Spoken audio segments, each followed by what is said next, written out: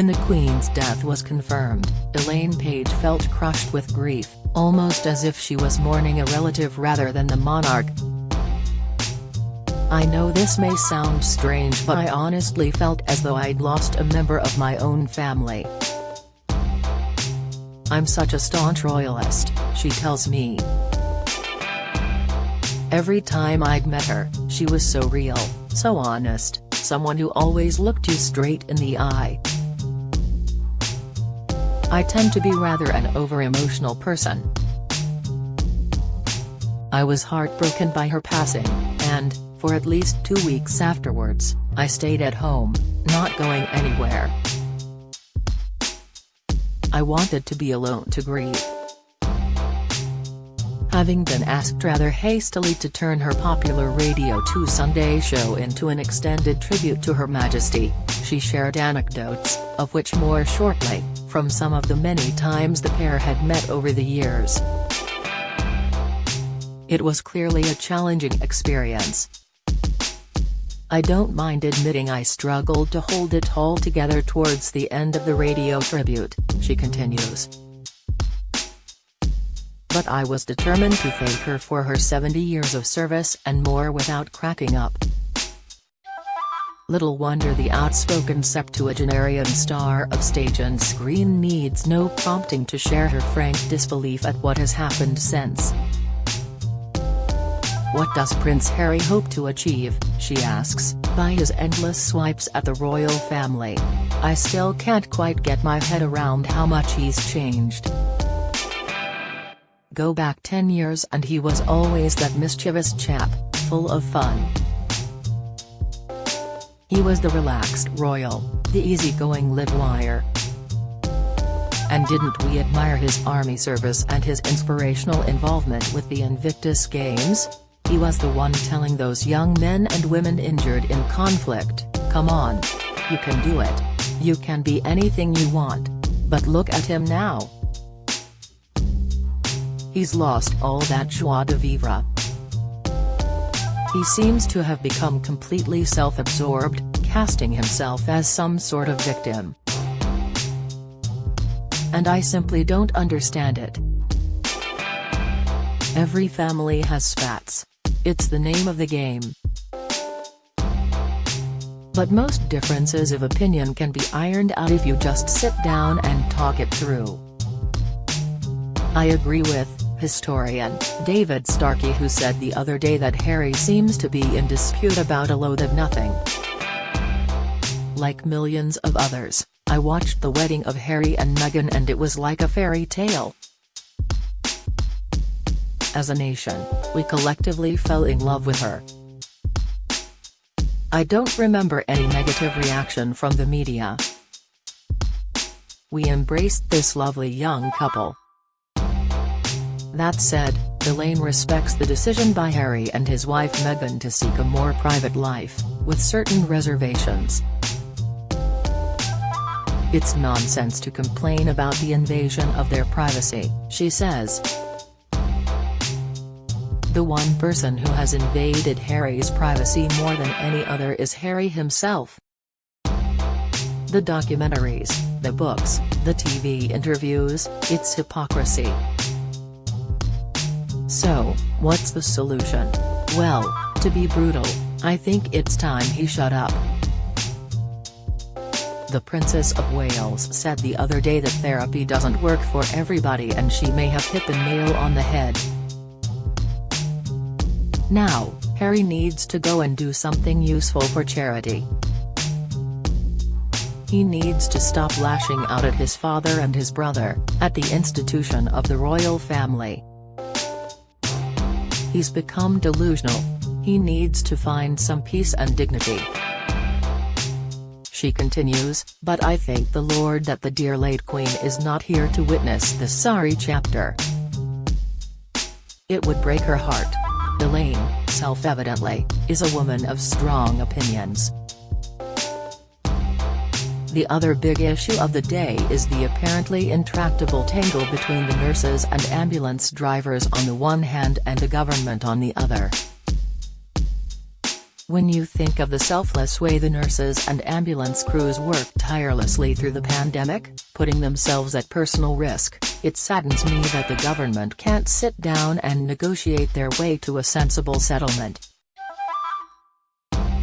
One commentator wrote recently that the NHS is failing and should be replaced by a universal healthcare operation, a mixed public/private system. In France, you can get to see a GP quickly for €25. Some people could afford 20 quid to do the same in this country. If they couldn't, they should get it for free, but think how much extra revenue could be generated. Rishi Sunak was asked about this in Parliament the other day and he dodged the question. Everyone knows the nurses aren't going to get a 19% pay rise, the public purse doesn't have that sort of money. I'm not a particular fan of Nicola Sturgeon,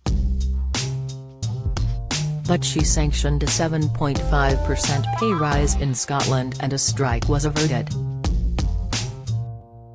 Why can't Rishi do the same? Some nurses later rejected the deal and decided to strike, though action is on hold as talks continue. The way I see it, to dig your heels in and not start a meaningful conversation with the nurses and ambulance men and women is a little short of negligent. It makes my blood boil. This is rather more than mere saber-rattling. Elaine supports various charities including the Dan Maskell Tennis Trust, she plays at least 3 times a week, the Children's Trust for Youngsters with Brain Injuries, Every Child, the Royal Voluntary Service, RVS, Breast Cancer Now, Noah's Ark Children's Hospice and Support Dogs. I particularly cherish the memory of getting involved with something called the Great Trolley Push for the RVS, in which I accompanied the Queen Consort around the wards of Leicester General Hospital. Camilla was wonderful. I'll never forget the reaction of bed-bound patients at the sight of her. Current affairs aside, the world at large can next see Elaine in an episode of Father Brown to be broadcast on BBC One on Friday at 1:45 p.m. She plays celebrity florist Octavia Eden, a contemporary of Constance Spry, and newly returned from a successful spell in London to her Cotswolds roots. I liked the script as soon as I read it and I enjoyed the journey back into 50s England, a gentler time, even if bodies do start piling up. I found it rather charming, cozy family entertainment and great fun to do, not least because my character is a force of nature. Mark you, I look about 104 what with the costumes and the wigs, none of which are particularly flattering. But it was a lovely experience surrounded by a terrific cast. Mark Williams is perfect as Father Brown, but there's also Claudie Blackley as Mrs. Devine and Tom Chambers, who I know from musical theatre, as the police inspector. Elaine will be 75 in March. She'll have been in the business for 60 years in 2024. The acknowledged Queen of the West End musical ever since she created the iconic role of Evita in 1978. The next birthday honours will be announced in June. About time, wouldn't she agree, for an overdue damhood? Oh, that's not for me to say. Anyway, I got the OBE from the Queen in 1995, one of the proudest days of my life. Even so, Dame Elaine. She pauses, then gurgles that familiar throaty giggle. But yes, that would be the cherry on the cake.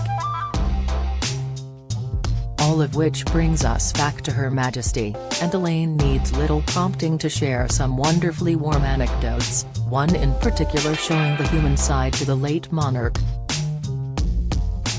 It was 2002. Elaine and Barbara Dickson had been asked to perform a private concert at Windsor Castle by the Princess Royal at the time of the Golden Jubilee. As it happens, recalls Elaine, the concert was delayed because of the death of the Queen Mother at the end of March.